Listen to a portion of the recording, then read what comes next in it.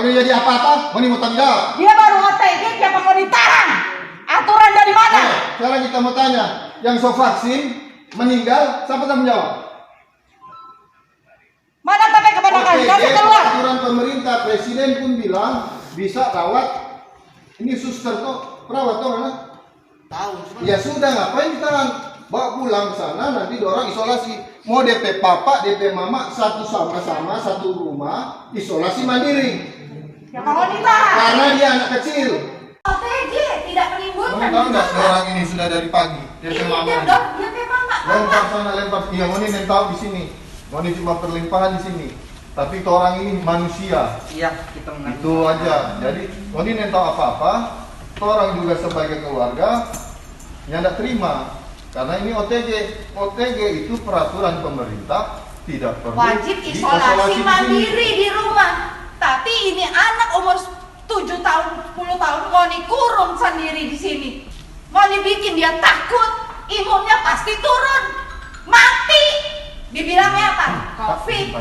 Kita nggak mau keluar sebelum KPK Manakan keluar dari sini. Iya, Pak. Mau pakai bagaimanapun kita nggak mau keluar. Iya. Orang juga sementara telepon ke orang dan kemudian Kita hanya mengikuti aturan. Tunggu di luar. Yang namanya OTG, Ya, apalagi ini anak kecil, Isolasi sekarang mandiri. tidur sendiri di rumah di situ. Iya. Kalau dia stres jadi apa-apa, Iya. mana mau tahu jawab? Dorong. Kembali kepada aturan pemerintah, namanya OTG bisa rawat Iya. isolasi di. Iya, Pak. Iya, orang juga mau setuju. Ya, itu aja. Kita tunggu sampai nih adik keluar. Iya, tunggu, no. Iyalah, kita tidak tinggal. Jadi Cuma begini, mau sampai bawa pulang sampai kemenakan, Pak. jadi begini, aku bantu Akang biar kasih pulang pada Mama.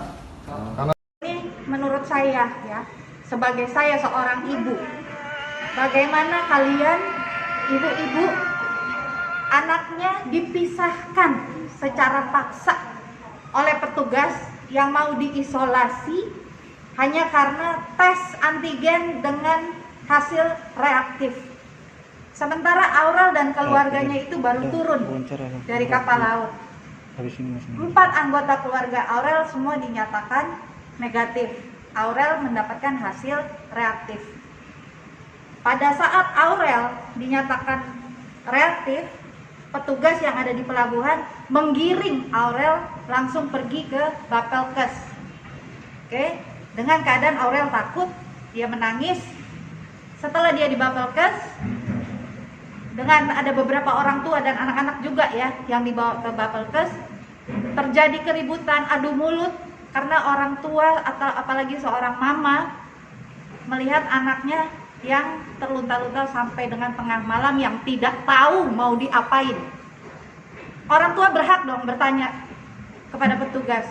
Di saat orang tua bertanya, justru petugas dengan arogannya mengeluarkan kata-kata seperti tidak terima karena dianggap mengganggu petugas yang sedang bekerja.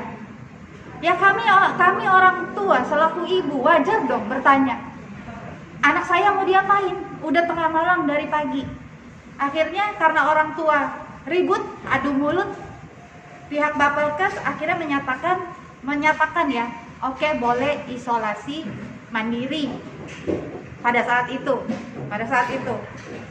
kira-kira hampir beberapa menit atau setengah jam ada petugas dari Bapelkes yang menyatakan anak-anak ini harus dilimpahkan ke rumah singgah, yaitu di Diklat Maumbi ya, Maumbi. Ini orang tua bingung, ini mau diapain? Hasilnya juga dari Bapelkes mereka tidak tahu mau diapain. Orang tua sudah tidak tahu mau berbuat apa, anak-anak sudah menangis, menjerit.